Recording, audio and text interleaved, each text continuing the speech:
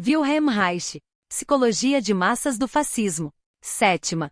A economia sexual em luta contra o misticismo. Num comício realizado em janeiro de 1933, em Berlim, o nacional-socialista Otto Strasser fez ao seu oponente, o sociólogo e sinólogo Vifo-Jogel, uma pergunta que desconcertou pela sua pertinência e deu aos presentes a impressão de que a resposta poderia significar o fim do misticismo. Strasser acusou os marxistas de subestimarem a importância dos aspectos espirituais e religiosos. Seu argumento foi o seguinte: se a religião, segundo Marx, fosse apenas a flor na cadeia da exploração da humanidade trabalhadora, como se explicaria que a religião tivesse conseguido manter-se quase inalterada através dos milênios, no caso da religião cristã, quase 2 milênios, ainda mais tendo, no início, para sua sobrevivência, exigido mais vítimas do que todas as revoluções juntas? A pergunta ficou sem resposta, mas insere-se perfeitamente nas explicações deste livro. É necessário dizer que a pergunta é legítima e que é chegada a hora de se perguntar se as ciências naturais compreenderam,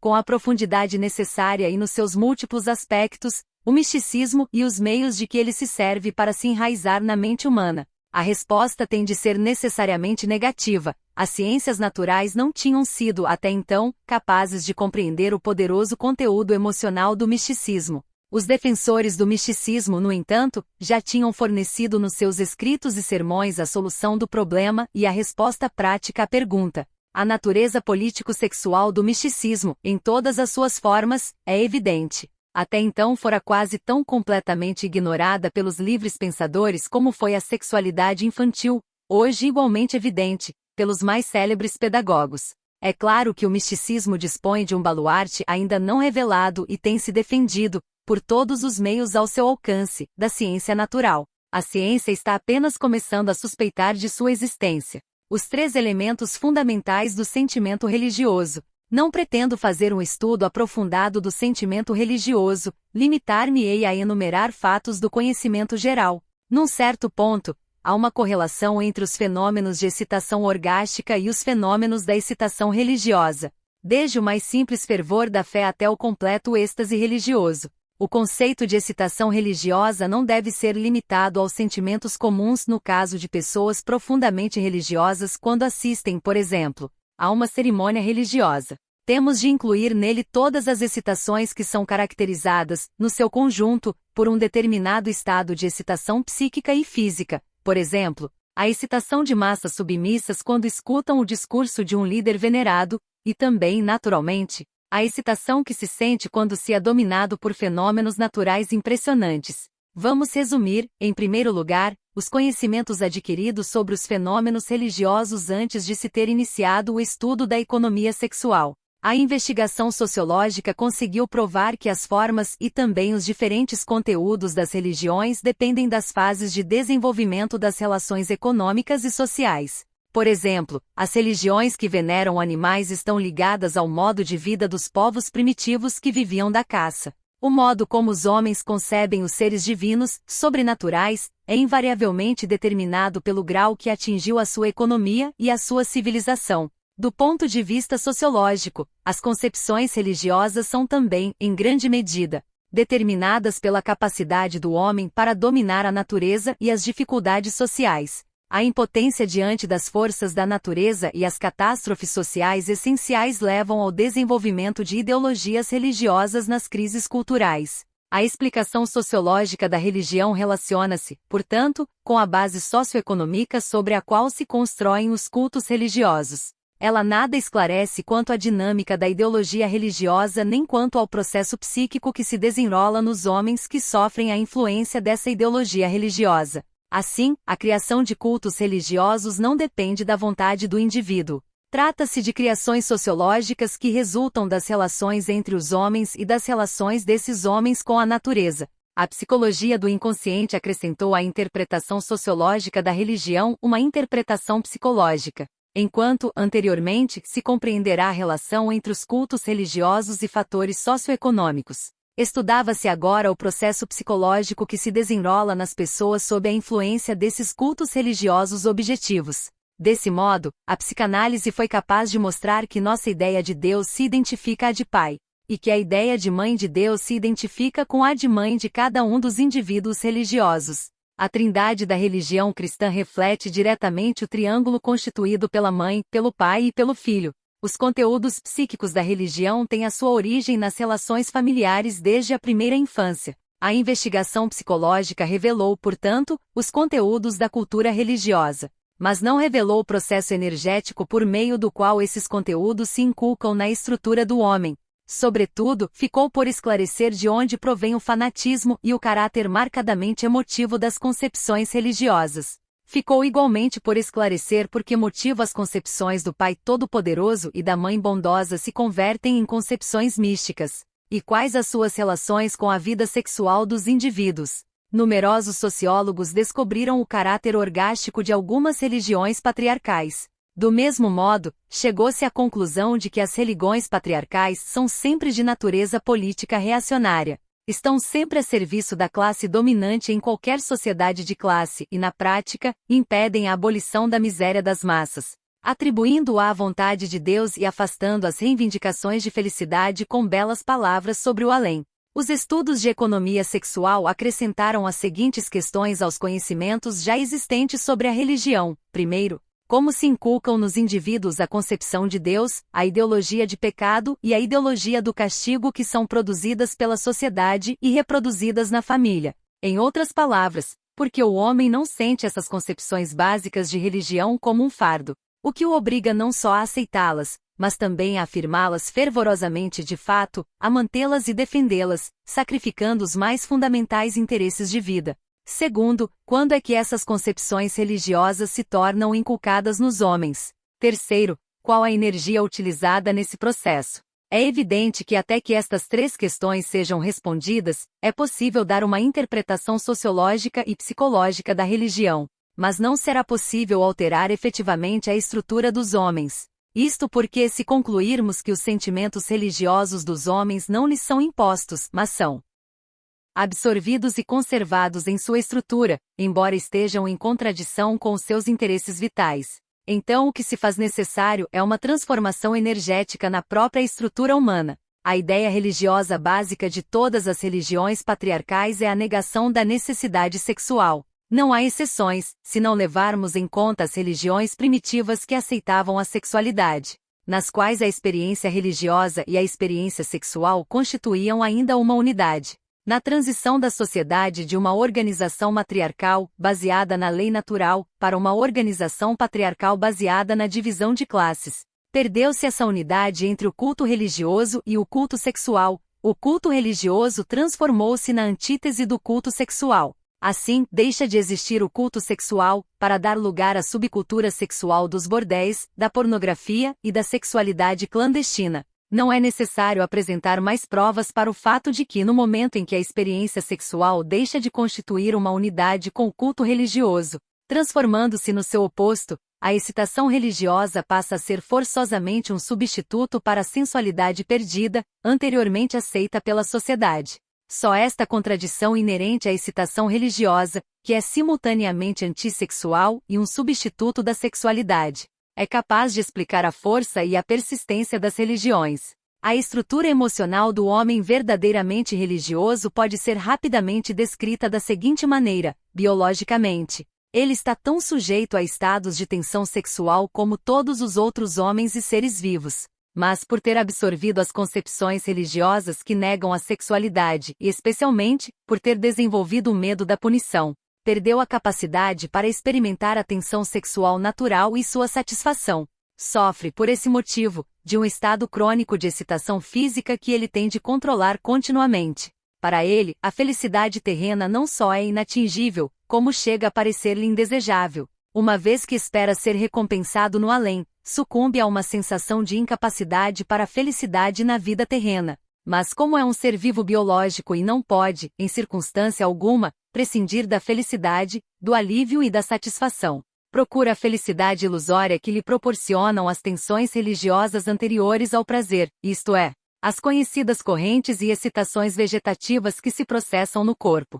Juntamente com os seus companheiros de fé, organizará cerimônias e criará instituições que aliviem esse estado de excitação física e que sejam capazes, também, de disfarçar a natureza real dessa excitação. O seu organismo biológico habilita-o a construir um instrumento musical, um órgão, cujo som é capaz de evocar no corpo tais correntes. A escuridão mística das igrejas aumenta os efeitos de uma sensibilidade tomada de modo supraindividual em relação à própria vida interior e aos sons de um sermão, de um coral e de outros elementos planejados para produzir esse efeito.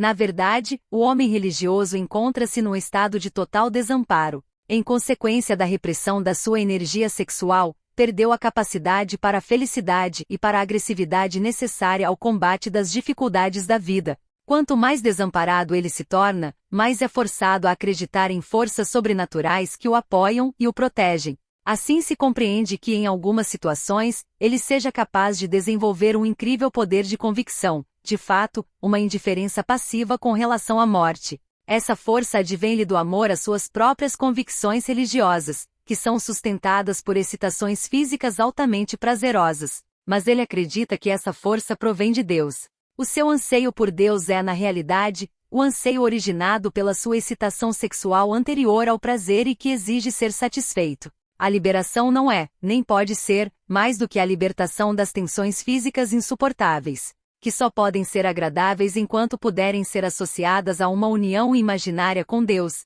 isto é, à satisfação e ao alívio. A tendência dos religiosos fanáticos para se flagelarem, para atos masoquistas e outros procedimentos análogos, só vem confirmar o que dissemos. A experiência clínica em economia sexual mostra que o desejo de ser espancado ou a autopunição corresponde ao desejo instintivo de alívio sem incorrer em culpa. Não há tensão física que não evoque fantasias de estar sendo espancado ou torturado, se o indivíduo em questão se sente incapaz de produzir por si próprio o alívio. É essa a origem da ideologia do sofrimento passivo, presente em todas as religiões. O estado real de desamparo e o sofrimento físico intenso provocam a necessidade de ser consolado, apoiado e ajudado pelos outros, especialmente na luta contra os próprios maus impulsos ou, como se diz, contra os pecados da carne. Quando as pessoas religiosas atingem estados de forte excitação, provocados pelas suas concepções religiosas, aumenta, a par da excitação física,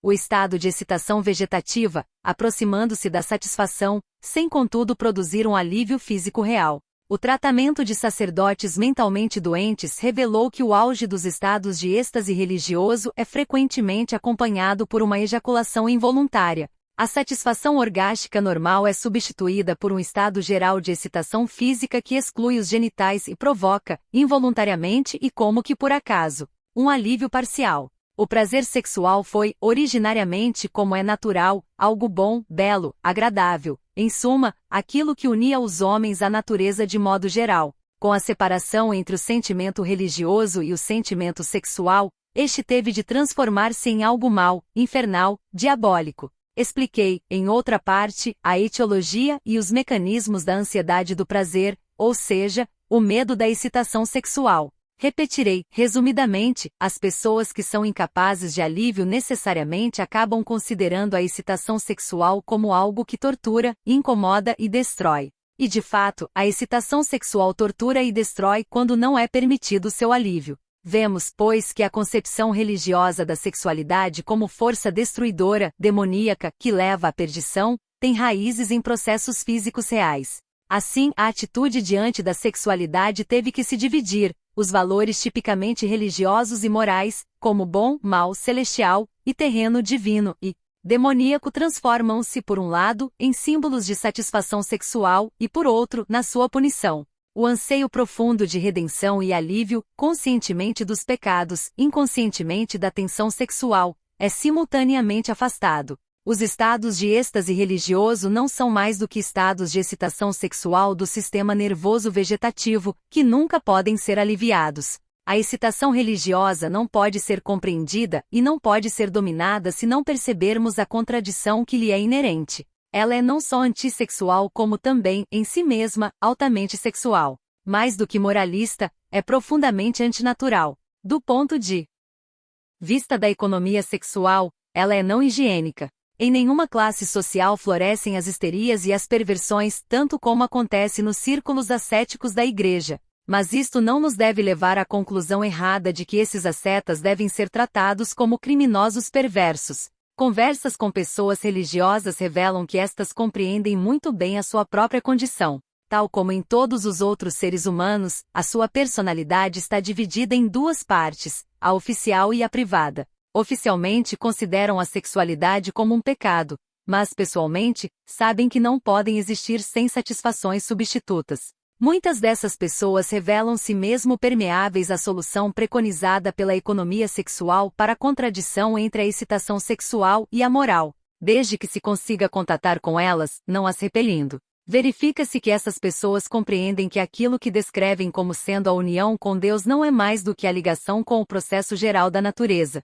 que elas são parte da natureza. À semelhança de todos os outros homens, sentem-se como um microcosmo dentro de um macrocosmo. Somos levados a admitir que as suas convicções profundas têm um fundo real, aquilo em que acreditam é de fato verdadeiro, especialmente as correntes vegetativas de seus corpos e os estados de êxtase que são capazes de atingir. O sentimento religioso é inegavelmente autêntico, especialmente em homens e mulheres das camadas mais pobres da população, mas torna-se falso na medida em que rejeita e oculta de si próprio a sua própria origem e o desejo inconsciente de satisfação. É isso que origina a atitude forçada de bondade, comum nos padres e nas pessoas religiosas. Esta explicação é incompleta, mas podemos resumi-la aos seus elementos essenciais. Primeiro, a excitação religiosa é uma excitação vegetativa cuja natureza sexual fica encoberta. Segundo, através da mistificação da excitação, o homem religioso nega a sua sexualidade. Terceiro, o êxtase religioso é um substituto da excitação vegetativa orgástica. Quarto, o êxtase religioso não provoca o alívio sexual, mas sim, na melhor das hipóteses, uma fadiga muscular e espiritual. Quinto, o sentimento religioso é subjetivamente verdadeiro e assenta em bases fisiológicas. Sexto, a negação da natureza sexual dessa excitação provoca falsidade de caráter. Crianças não acreditam em Deus. A fé em Deus só se inculca nelas quando têm de aprender a reprimir a excitação sexual, que ocorre a par da masturbação. Assim começam a ter medo do prazer e depois, a acreditar realmente em Deus, a temê-lo. Por um lado, elas o temem como um ser onipresente e onisciente e por outro, invocam a sua proteção contra a própria excitação sexual. Tudo isto tem a função de evitar a masturbação. A inculcação das concepções religiosas processa-se, portanto, na primeira infância. Contudo, a ideia de Deus não seria suficiente para reprimir a energia sexual da criança se não estivesse associada às imagens reais do pai e da mãe. Quem não respeita o pai comete um pecado. Em outras palavras, quem não teme o pai, quem se entrega ao prazer sexual, é castigado. O pai severo, que nega a satisfação dos desejos da criança, é o representante de Deus na fantasia da criança, é quem executa a vontade de Deus. E se a veneração pelo pai é prejudicada pela compreensão real das suas fraquezas e insuficiências humanas, isso não leva à sua rejeição pela criança. Ele continua a existir na imagem de uma concepção de Deus abstrata e mística. Na organização social patriarcal, invocar Deus é invocar a autoridade real do pai. A criança, ao invocar Deus, refere-se, na realidade, ao pai. Na estrutura da criança, a excitação sexual, a ideia de pai e a ideia de Deus constituem uma unidade. Nos tratamentos clínicos, essa unidade se apresenta de modo palpável sob a forma de um espasmo muscular genital.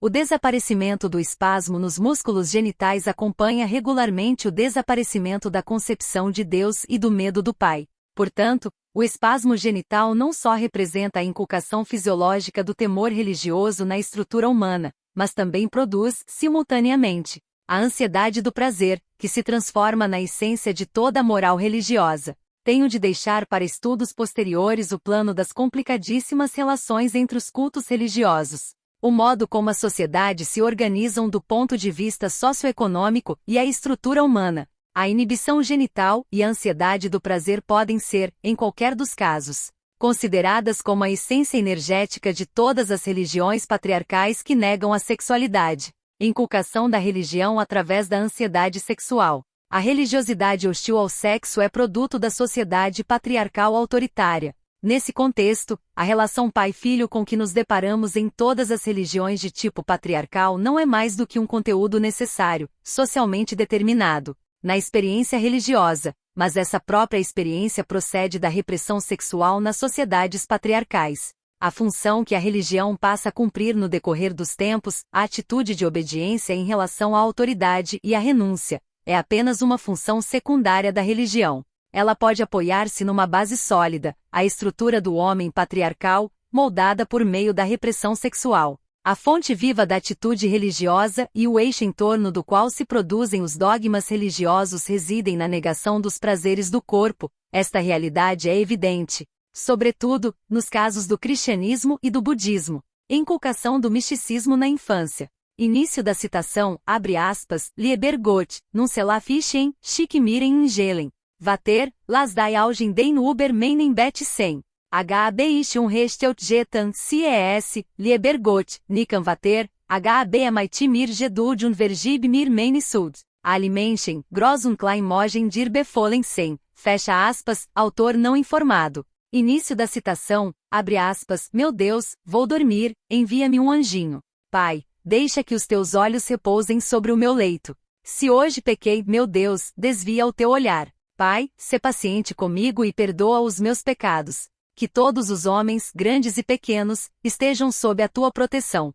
Fecha aspas, autor não informado, tradução nossa. Este é o teor de uma das muitas orações típicas que as crianças têm de repetir antes de se deitar. O conteúdo de tais dizeres passa, a maior parte das vezes, despercebido. Mas nele se encontra, de forma concentrada, tudo aquilo que constitui o conteúdo e o aspecto emocional do misticismo. Nos primeiros versos, encontra-se o pedido de proteção. No segundo, a repetição desse pedido, dirigido diretamente ao Pai. No terceiro, há o pedido de perdão por um pecado cometido. Pede-se a Deus Pai que não o veja. A que se refere esse sentimento de culpa? Por que razão o pedido de desviar o olhar? No vasto círculo dos atos proibidos, tem papel preponderante o sentimento de culpa pelo jogo com os órgãos sexuais. A interdição de tocar nos órgãos sexuais não surtiria efeito senão se apoiasse na ideia de que Deus vê tudo, por isso a criança tem de ser boazinha, mesmo na ausência dos pais.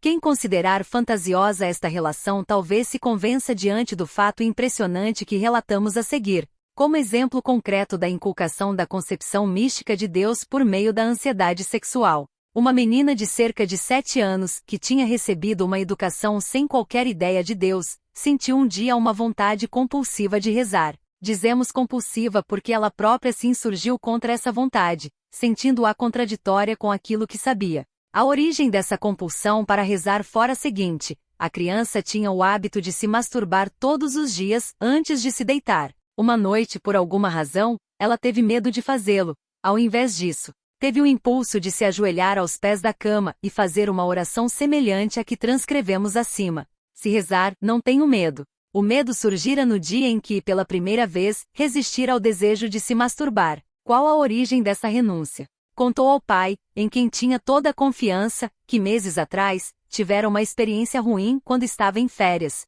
Tal como muitas crianças, brincava de ter relações sexuais com um menino, atrás de um arbusto. Brincava de papai e mamãe. De repente, surgiu outro menino que, vendo-os, teve uma exclamação de desagrado. Embora os pais lhe tivessem ensinado que essas brincadeiras não têm nenhum mal, envergonhou-se e passou a masturbar-se antes de se deitar. Uma noite, pouco tempo antes de sentir a necessidade de rezar, a menina vinha de uma festa com outras crianças. Durante o caminho, cantavam hinos revolucionários, quando cruzaram com uma velha que lhes fez lembrar a bruxa do conto João e Maria. A velha gritou-lhes, bando de hereges que o diabo os carregue. Nessa noite, quando quis se masturbar, ocorreu-lhe pela primeira vez a ideia de que talvez houvesse realmente um Deus que visse esse ato e a castigasse. Inconscientemente associara a ameaça proferida pela velha à experiência com o menino. A partir desse momento, começou a lutar contra a masturbação, a ter medo, e sentiu necessidade de rezar, para dominar o medo.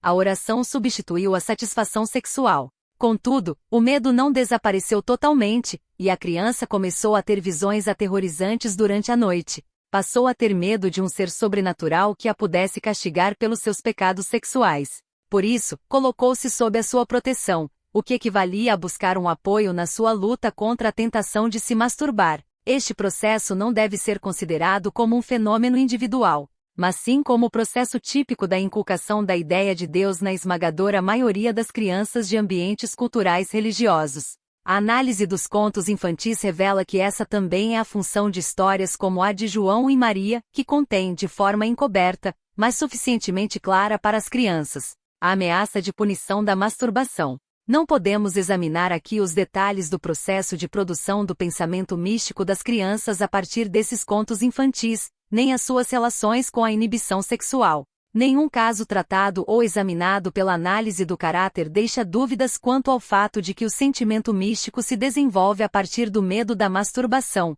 sob a forma de um sentimento de culpa generalizado. É incompreensível que este fato tenha sido ignorado pelo estudo analítico realizado até hoje. Na ideia de Deus objetiva-se a própria consciência, as advertências ou ameaças interiorizadas dos pais e dos educadores. Esse é um dado conhecido dos estudos científicos. Há menos clareza quanto ao fato de que a fé e o temor a Deus são excitação sexual energética com objetivo e conteúdo alterados. O sentimento religioso seria, deste modo, equivalente ao sexual, mas imbuído de conteúdo místico psíquico. Isso explica a frequência com que elementos sexuais aparecem em muitas práticas ascéticas, como, por exemplo, no delírio de muitas religiosas que julgam ser noivas de Cristo. Mas tais fantasias só raramente terão expressão a nível genital e por isso mesmo, enveredam por outras vias da sexualidade, como o martírio masoquista. Voltemos ao caso da menina. A necessidade de rezar desapareceu quando ela compreendeu a origem do seu medo e voltou a se masturbar, sem sentimentos de culpa.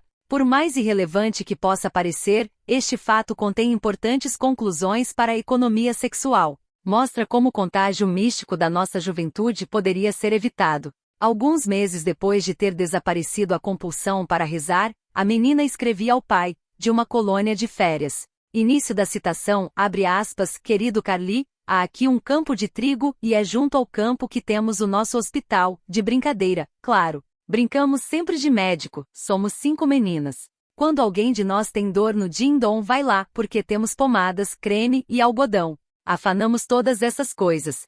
Fecha aspas, autor não informado. Isto é a revolução cultural sexual, sem sombra de dúvida. Revolução sexual, sim, mas revolução cultural. A menina estava numa classe de crianças 1 a 2 anos mais velhas, e os professores comprovaram a sua aplicação e grande capacidade. Em política e conhecimentos gerais, estava muito além de outras meninas da mesma idade, e mostrava um vivo interesse pela realidade. 12 anos mais tarde, era uma jovem sexualmente sadia, brilhante do ponto de vista intelectual e socialmente estimada. Inculcação do misticismo na adolescência. Tentamos mostrar, com o exemplo da menina, o modo típico pelo qual o medo religioso se inculca já em crianças de tenra idade. A ansiedade sexual é o principal veículo de inculcação da ordem social autoritária na estrutura da criança. Vamos verificar agora essa função da ansiedade sexual no período da puberdade.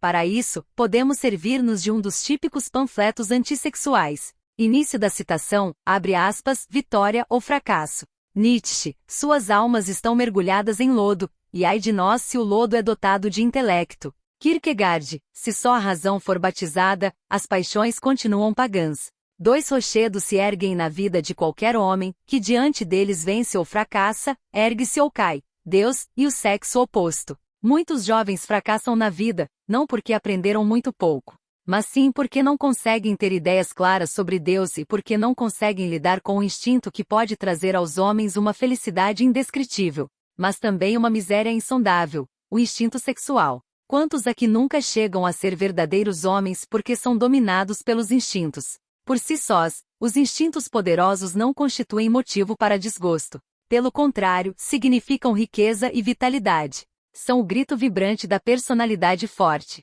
Mas o instinto volta-se contra si próprio e torna-se pecado contra o Criador quando o homem já não o consegue controlar, perdendo seu domínio sobre ele e tornando-se seu escravo. No ser humano, ou domina o espírito ou dominam. Instinto, ou seja, o bestial. Os dois são incompatíveis. É por isso que todo homem que reflete se vê um dia colocado diante da importantíssima pergunta: você quer conhecer o verdadeiro sentido da sua vida para iluminá-la? Ou quer deixar-se devorar pela chama incandescente dos instintos não domados? Você quer viver a sua vida como um animal ou como um filho de Deus?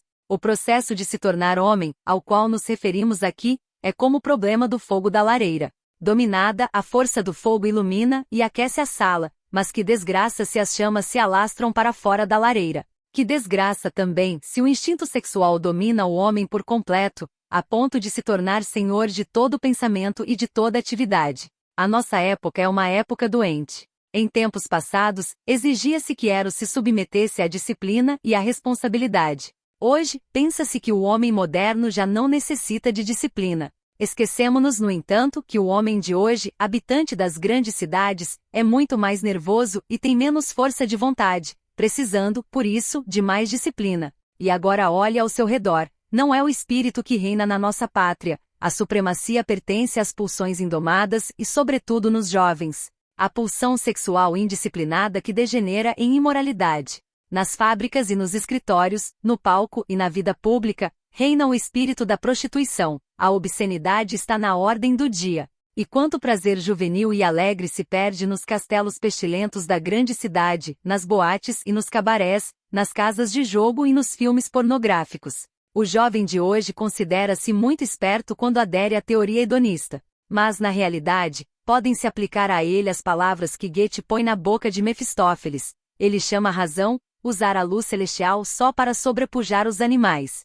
Sendo animal. Há duas coisas que tornam muito difícil o processo de se tornar homem: a metrópole, com as suas condições anormais, e o demônio dentro de nós mesmos. O jovem que chega pela primeira vez sozinho à grande cidade, vindo talvez de um lar bem protegido, vê-se rodeado por uma série de impressões novas, o ruído constante.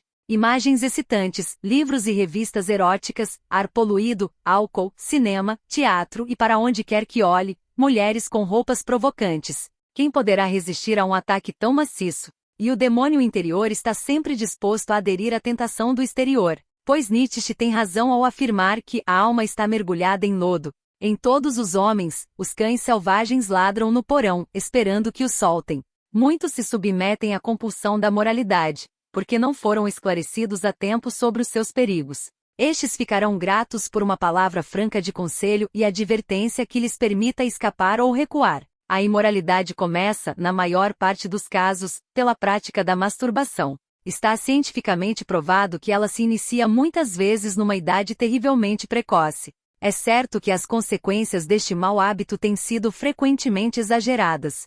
Contudo, a opinião de médicos qualificados é de que se leve o assunto a sério. O professor Dr. Hartung, que foi durante muitos anos médico-chefe do Departamento de Dermatologia do Allerheiligen Hospital, em Breslau, emitiu a seguinte opinião: não há dúvida de que a prática frequente da masturbação é muito prejudicial à saúde do corpo, e que esse vício ocasiona, mais tarde, perturbações várias, como nervosismo, incapacidade mental para o trabalho e abatimento físico. Ele insiste particularmente no fato de que o homem que pratica a masturbação comete um ato impuro conscientemente. Perde também o respeito por si próprio e a sua boa consciência. A consciência permanente de um segredo repugnante, que deve ocultar das outras pessoas, degrada-o moralmente perante si mesmo. Ele continua, afirmando que os jovens que se dedicam a esse vício tornam-se indolentes e fracos, perdem a vontade de trabalhar, e que a sua memória e capacidade de trabalho são afetadas por estados de excitação nervosa de toda a espécie. Outros médicos eminentes que também escreveram sobre esse assunto concordam com o Dr. Hartung. Mas a masturbação, além de ser prejudicial para o sangue, corrói as forças espirituais e as inibições necessárias ao processo de tornar-se homem. Rouba à alma a sua integridade e, quando se torna um hábito, tem os efeitos de um verme devorador. Piores ainda são as consequências da imoralidade cometida com o sexo oposto. Não é por acaso que o flagelo mais terrível da humanidade, as doenças venéreas, é uma consequência desta transgressão. Só nos espanta quão tolas as pessoas são neste domínio, enquanto que em outros aspectos se consideram muito sensatas. O Dr. Paul Lazarus, professor da Universidade de Berlim, pinta um quadro impressionante dos efeitos profundos das doenças venéreas para a saúde moral e física do nosso povo. A sífilis deve ser considerada como um dos coveiros mais eficazes da nossa energia nacional. Mas também a gonorreia, que muitos jovens, levianamente, não levam a sério, é uma doença grave e perigosa. E o simples fato de a ciência médica não ser capaz de curá-la com segurança deveria bastar para acabar com tal leviandade. O professor Binswanger diz o seguinte, a respeito das doenças venéreas, é notável que alguns casos de contágio, aparentemente simples, possam provocar males tão graves, de tal modo que por vezes decorrem muitos anos entre o contágio inicial e a manifestação de uma doença nervosa incurável, e que a doença hoje tão comum, a que os leigos chamam amolecimento cerebral, tem a origem, em mais de 60% dos casos, nos primeiros contágios sexuais. Não é profundamente comovente pensarmos que por esse pecado da juventude, aqueles que nos são mais próximos a mulher e filhos, podem sofrer de uma doença terrível. Mas devo referir-me a outra aberração que hoje existe com muito mais frequência do que se imagina, a homossexualidade. Digamos, já de início, que de todo o coração nos compadecemos e temos toda a compreensão para com aqueles que por predisposição ou hereditariedade, travam um combate silencioso, muitas vezes desesperado, para preservar a sua pureza. Abençoados aqueles que conseguem vencer, pois que combatem ao lado de Deus. Mas, do mesmo modo que Jesus amava o pecador e ajudava todos aqueles que aceitavam a sua ajuda, opondo-se, no entanto, ao próprio pecado com uma santa severidade, assim também nós devemos combater os fenômenos da homossexualidade, que corrompem o nosso povo e a nossa juventude. Já houve uma época em que o mundo esteve em perigo de submergir sob a onda da perversidade. Só o Evangelho foi então capaz de superar essa cultura que submergia na podridão desses repugnantes pecados e de promover uma cultura nova. Na Epístola aos Romanos, São Paulo referia-se assim aos escravos e vítimas desses pecados. Também os homens, deixando o uso natural da mulher, arderam nos desejos, mutuamente cometendo homens com homens a torpeza, e Deus abandonou-os. Romanos 1:2.27 e 28. A homossexualidade é a marca de Caim de uma cultura totalmente doente, destituída de Deus e de alma. É uma das consequências da concepção dominante da vida e do mundo, cujo fim máximo é a busca do prazer. É com razão que o professor Forster afirma, na sua Sexualethic, quando o heroísmo espiritual é ridicularizado e o gozo desenfreado da vida é exaltado, tudo quanto é perverso, demoníaco e mal ousa vir à superfície, chegando ao ponto de escarnecer do que é saudável, chamando-lhe doença, e transformando-se em norma de vida. Hoje vem à superfície coisas que o homem não ousa confessar a si próprio, mesmo no segredo da mais completa depravação. Mas surgirão ainda outras coisas diferentes, e então se compreenderá que só uma grande força espiritual, o Evangelho de Jesus Cristo, pode constituir um remédio para elas. Haverá quem faça objeções ao que afirmamos.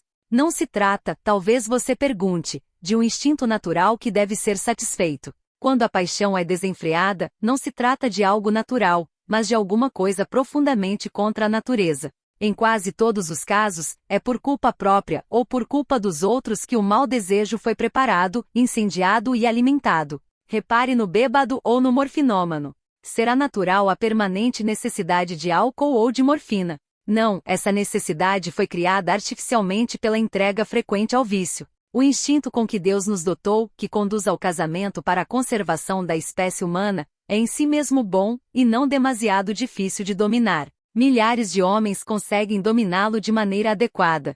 Mas não é prejudicial para o homem adulto privar-se dessas coisas. O professor Dr. Hartung, que voltamos a citar, diz textualmente a esse respeito, respondo sem rodeios que não é assim.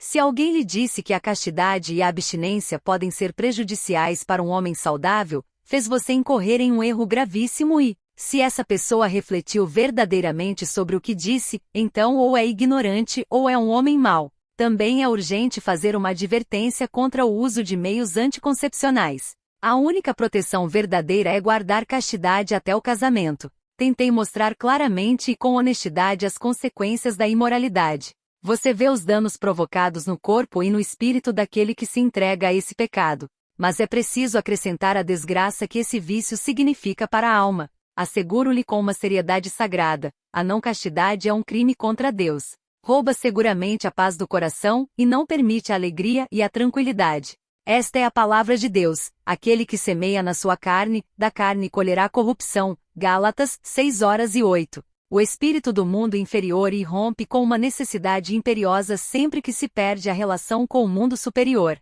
mas ainda acrescenta uma palavra de conselho e de encorajamento para todos os que não querem ser ou permanecer vítimas da imoralidade. Deve-se romper totalmente com o pecado da imoralidade, em pensamentos, palavras e ações. Esta é a primeira regra que devem observar aqueles que não querem ser seus escravos. É evidente que se devem abandonar os locais de corrupção e pecado e evitar tanto quanto possível tudo o que possa levar à corrupção. Assim, deve-se evitar absolutamente o contato com rapazes e moças pervertidos, assim como a leitura de livros sórdidos, a observação de imagens vis e a ida a espetáculos duvidosos. Para isso, devem-se procurar boas companhias e tratar de conservá-las. É aconselhável tudo que fortaleça o corpo e facilite a luta contra as práticas imorais: ginástica, esporte, natação, passeios a pé, levantar logo após o despertar. Moderação no consumo de comida e especialmente de bebida. Deve-se evitar o álcool. Mas tudo isto ainda não basta, pois numerosos são os que, mesmo seguindo estes conselhos, passam frequentemente pela experiência dolorosa de serem dominados pelo instinto. Onde encontraremos a firmeza necessária para resistir, a força de que necessitamos para a vitória, se não queremos perder o que há de melhor em nós mesmos, a nossa personalidade? Quando a tentação se aproxima como uma ardente excitação, quando surge o fogo ardente do prazer dos sentidos, está provado que advertências só não bastam. Precisamos de força, de uma força viva para dominar os nossos instintos, para vencer as forças impuras, dentro e fora de nós. Só Jesus nos dá essa força. Não só nos obteve o perdão, pelo seu sacrifício sangrento, de tal modo que podemos alcançar a paz sob as acusações da nossa consciência, mas também é para nós, através do seu Espírito, a força viva de uma vida nova, de uma vida pura. Através dele, mesmo uma vontade paralisada ao serviço do pecado pode tornar-se novamente firme e ressuscitar para a liberdade e para a vida, alcançando a vitória nos duros combates com o pecado. Quem quer alcançar a verdadeira liberdade, que vem ao Salvador vivo que combateu o pecado e tem para todos força e remédio. Isto não é teoria cristã, mas sim um fato que foi provado e que é experimentado todos os dias por muitos jovens, vítimas de fortes tentações. Se for possível, confie-se também a um verdadeiro cristão e a um verdadeiro amigo, que lhe possa dar conselhos e lutar com você. Pois haverá luta, mas uma luta com promessas de vitória. E para terminar, deixe que eu lhe faça uma pergunta pessoal. O que se passa com você, meu amigo, e o que você fará com esta advertência? Será que você quer, para agradar a pessoas levianas e sem consciência, se pôr a perder, ou quer se juntar a homens puros e nobres, cujo contato eleva o seu interior e fortalece a sua vontade para a luta contra tudo que é impuro? Você quer ser alguém que, pelas suas palavras, pelo seu exemplo e pela sua essência, é uma maldição para si e para os outros? Ou você gostaria de se tornar cada vez mais um homem que é uma bênção para o seu próximo? Será que você quer, por alguns momentos de prazer fugaz, perder seu corpo e sua alma, agora e para sempre, ou quer se deixar salvar, enquanto é tempo? Peço que você responda honestamente a estas perguntas e que tenha coragem de agir segundo o que Deus revelou à sua consciência. Escolha honestamente. Mundo do vício ou mundo superior? Animal ou ser espiritual, vitória ou fracasso? Fecha aspas, autor não informado. Neste panfleto, o jovem é colocado diante da alternativa: Deus ou a sexualidade. Ser um homem verdadeiro ou um super-homem não se resume, é certo, à sexualidade, mas esse é o primeiro pré-requisito. A posição entre animal e ser espiritual orienta-se pela oposição entre sexual e espiritual, é a mesma antítese que constitui, de modo constante, a base de toda a filosofia moral teosófica. Manteve-se até aqui inatacável porque não foi atingido seu fundamento, a negação sexual. O adolescente médio encontra-se num conflito agudo entre a sexualidade e o medo, conflito para o qual foi preparado desde a infância pela família autoritária. Um panfleto do tipo desse que transcrevemos vai conduzi-lo na direção do misticismo, sem, todavia, eliminar as dificuldades. A Igreja Católica encontra remédio para essa dificuldade, fazendo o jovem buscar periodicamente na confissão a absolvição do pecado da masturbação. Mas envolve-se assim em outra dificuldade. A Igreja conserva sua base de massas, recorrendo a duas técnicas: atrai as massas para si, através da ansiedade sexual, e por outro lado, acentua a sua posição anticapitalista. Condena a vida das grandes cidades, com as oportunidades para a tentação dos jovens, para lutar contra a força sexual revolucionária que a vida nas grandes cidades desperta na juventude. Por outro lado, A vida sexual das massas nas grandes cidades é caracterizada pela grande contradição entre um alto grau de necessidade sexual e possibilidades material e estrutural mínimas para sua satisfação. Essa contradição não é diferente, em sua essência, daquela que faz com que a autoridade familiar seja defendida por todos os meios, ao mesmo tempo que é destruída pelas crises econômicas e pela angústia sexual. O reconhecimento destas contradições é extremamente importante porque proporciona amplas possibilidades de atingir, nos seus pontos mais vulneráveis, o aparelho ideológico da reação política, onde deve o jovem procurar a força para reprimir a sua sensibilidade genital, na fé em Jesus. E o jovem encontra de fato nessa fé uma força poderosa contra a sua sexualidade. Qual é a base desse mecanismo? A experiência mística transporta-o a um estado de excitação vegetativa que nunca chega à satisfação orgástica natural. A pulsão sexual do jovem acaba se orientando num sentido de homossexualidade passiva. A homossexualidade passiva é, do ponto de vista da energia pulsional, a contrapartida mais efetiva da sexualidade masculina natural, pois substitui a atividade e a agressão pela passividade e por atitudes masoquistas, ou seja, precisamente as atitudes que determinam a base de massas do misticismo patriarcal e autoritário na estrutura humana. Mas isto implica também lealdade cega, fé na autoridade e capacidade de adaptação à instituição do matrimônio compulsivo patriarcal. Assim, o misticismo religioso lança uma pulsão sexual contra a outra força. Ele próprio se serve dos mecanismos sexuais para atingir seus objetivos. São esses estímulos sexuais não genitais, que ele em parte despertou e em parte desenvolveu, que vão determinar a psicologia de massas dos seus seguidores. O masoquismo moral, e muitas vezes também claramente físico, e uma docilidade passiva. A religião vai buscar o seu poder na repressão da sexualidade genital, a qual, como efeito secundário, leva a uma regressão no sentido da homossexualidade passiva e masoquista. Assim, apoia-se, do ponto de vista da dinâmica pulsional, na ansiedade genital e na substituição da genitalidade por impulsos secundários que já não são naturais no adolescente. Para conseguir resultados positivos no nosso trabalho prático de economia sexual entre adolescentes religiosos, é preciso lançar a exigência genital natural contra as pulsões secundárias, homossexuais e místicas.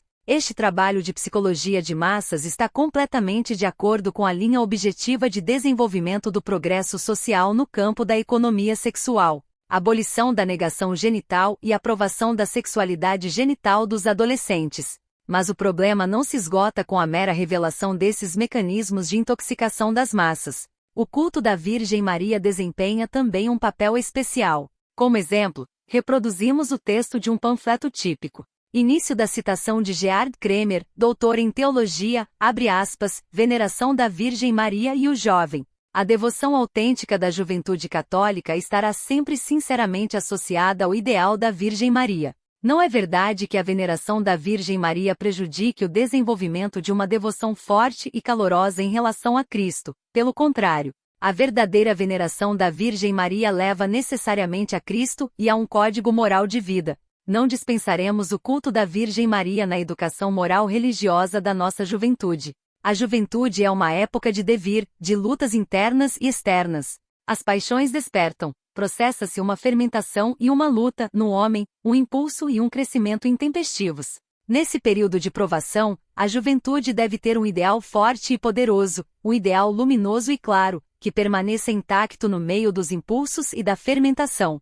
Que seja capaz de entusiasmar os corações vacilantes, que através do seu brilho, ofusque tudo que é menos nobre e perverso, elevando o espírito hesitante. Esse ideal para o jovem deve ser a Virgem Maria, que encarna uma beleza e uma pureza que ofuscam tudo mais. Disse que há mulheres que só com a sua presença, educam, bastando o seu comportamento para expulsar os pensamentos baixos e para não permitir qualquer palavra mais livre. A Virgem Maria é essa mulher por excelência. Um jovem cavaleiro, consagrado ao seu serviço, convencido de que o seu olhar o segue, não é capaz de cometer uma impureza. Mas se, esquecendo a sua presença, pecar, a sua recordação provocar-lhe-á um sofrimento espiritual intenso e conduzirá de novo à supremacia do seu lado nobre. E.P. Schilgen, S.J. A Virgem Maria representa para o jovem a graça, a majestade e a dignidade sem par, como não se encontram na natureza, na arte e no mundo dos homens. Por que motivo os artistas e pintores não se cansaram de consagrar o seu talento e criação à Madonna? Porque viram nela a beleza e a dignidade mais sublimes. É uma dignidade e uma beleza que nunca causam desilusões. O jovem tem diante de si uma soberana e uma rainha, a quem deve servir, aos olhos de quem deve triunfar, para chegar à honra suprema. É essa mulher augusta e a noiva espiritual a quem você pode se entregar com toda a força do amor nascente do seu jovem coração, sem temer desonra e profanação. O ideal da Virgem Maria deve inspirar o jovem, sobretudo numa idade em que se compraz em obscurecer aquilo que brilha e em conspurcar o que é sublime. O ideal de Maria deve representar para ele a salvação e a força. Através dele o jovem deve compreender que há algo grande e sublime na beleza espiritual e na castidade. Nele deverá encontrar a força necessária para seguir o caminho que leva às alturas, mesmo que todos os outros percam o melhor de si mesmos nos terrenos baixos. O ideal da Virgem Maria deve chamar à razão aquele que vacila, deve fazer erguer aquele que se debate e até levantar aquele que cai, para que ganhe uma nova coragem. A Virgem Maria é a estrela resplandecente que ilumina a paixão do jovem na noite escura, pois quando tudo nele parece vacilar, desperta o seu lado nobre. Jovens que têm o sentido do ideal e que travam uma luta encarniçada pela santa virtude, olhem para sua Senhora e Rainha. Como pode um jovem erguer para ela os olhos, sem ser tomado por um idealismo sagrado? Como pode recitar uma Ave Maria sem sentir o desejo de uma forte pureza? Como pode entoar os cânticos sublimes à Virgem Maria, sem sentir coragem para a luta? Como poderia um jovem que compreendeu o ideal de Maria entregar-se a aventuras contra a inocência feminina? Como pode chamar-lhe mãe e rainha e depois comprazer-se com a indignidade da mulher? Na verdade, o ideal da Virgem Maria, desde que seja levado a sério, é para o jovem uma forte incitação e um apelo poderoso à castidade e à virilidade. Olhando para ela, trazendo no coração a sua imagem, você não se sente obrigado a se tornar puro, por mais duro que seja o combate a travar. A atitude do jovem em relação às garotas e às mulheres é decisiva para o seu comportamento moral. Antigamente, quando alguém era armado cavaleiro, tinha de fazer votos de proteger as mulheres indefesas. Era o tempo em que se construíam catedrais para a glória da Rainha do Céu. E.P. Gemel, S.J. Existe uma estreita relação entre o amor à Virgem Maria e o comportamento cavalheiresco em relação às mulheres. O homem possuído do ideal da Virgem Maria traz em si, naturalmente, esse ideal cavalheiresco que procede da estima respeitosa que sente pela dignidade e majestade feminina. É por isso que a cerimônia em que se armavam os cavaleiros na Idade Média comprometia o jovem tanto com o serviço do amor sagrado como com a proteção da honra das damas.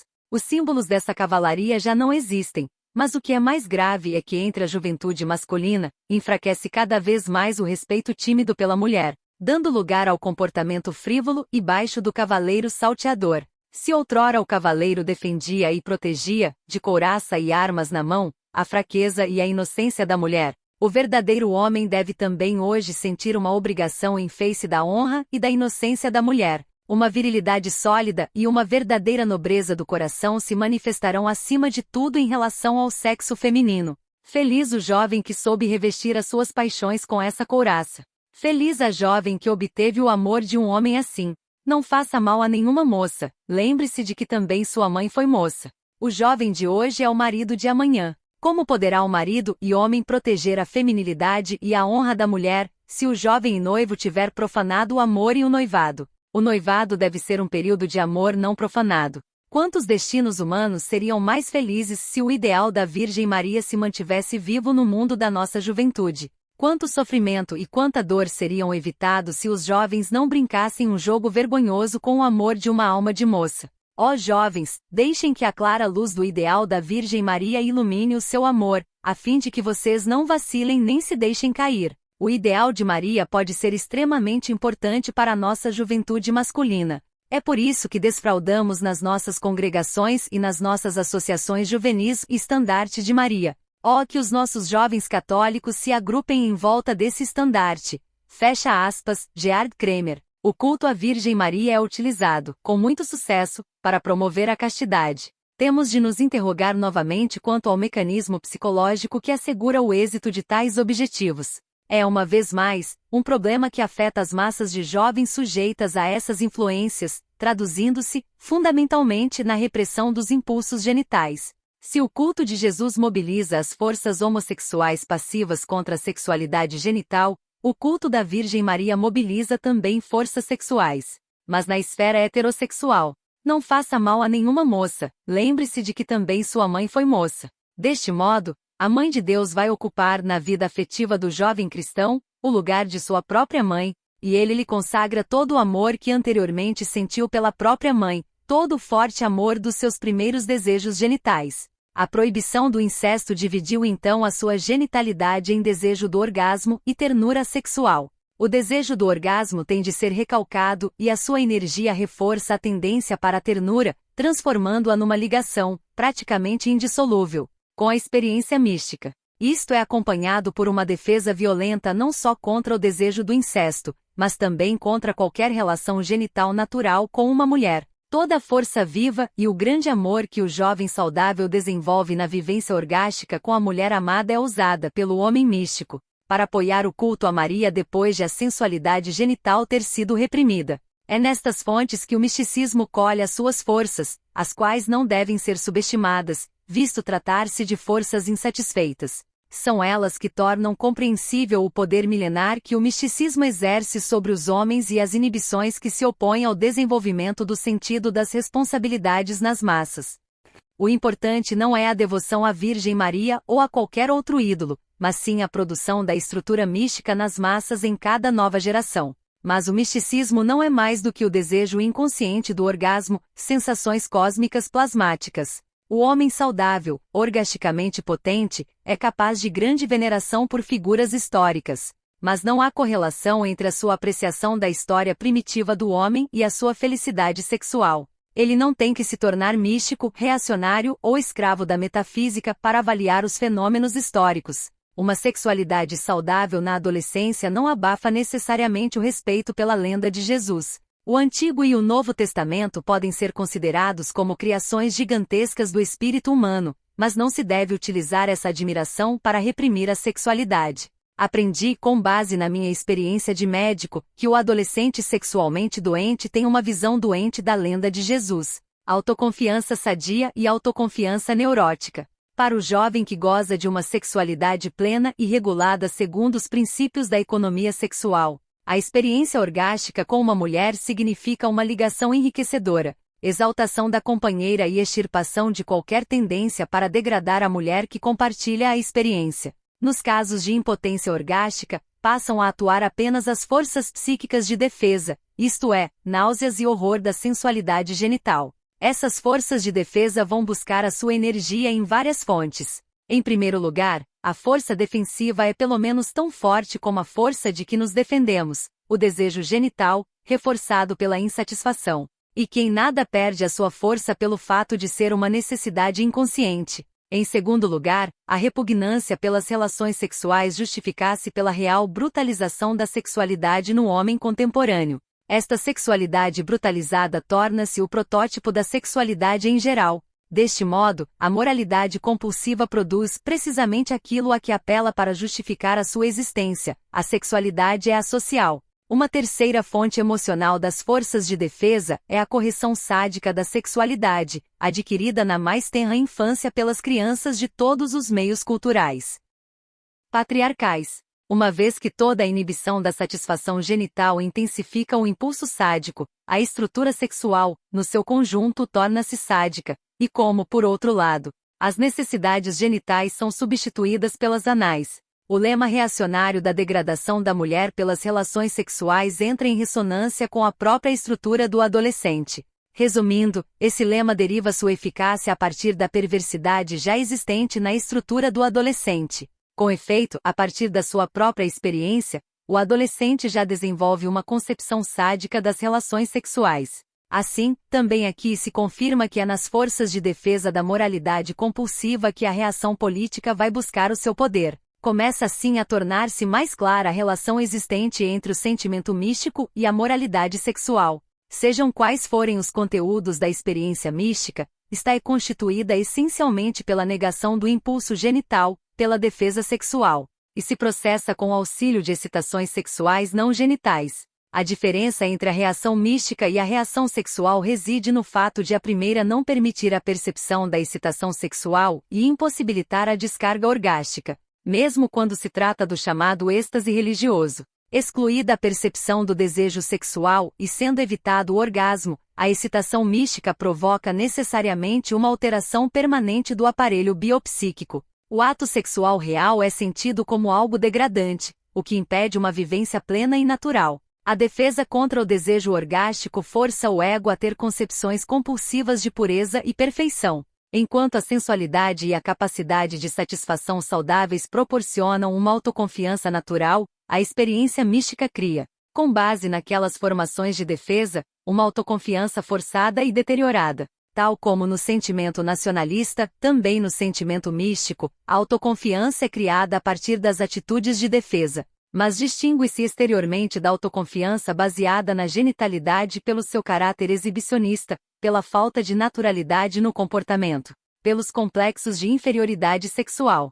Isto explica por que motivo o homem educado segundo a ética mística ou nacionalista é tão permeável aos lemas reacionários, tais como honra, pureza e congêneres. É que ele é permanentemente forçado a comportar-se convenientemente, a ser honrado e puro. O caráter baseado na genitalidade é espontaneamente puro e honrado, não necessitando, para isso, de constantes advertências.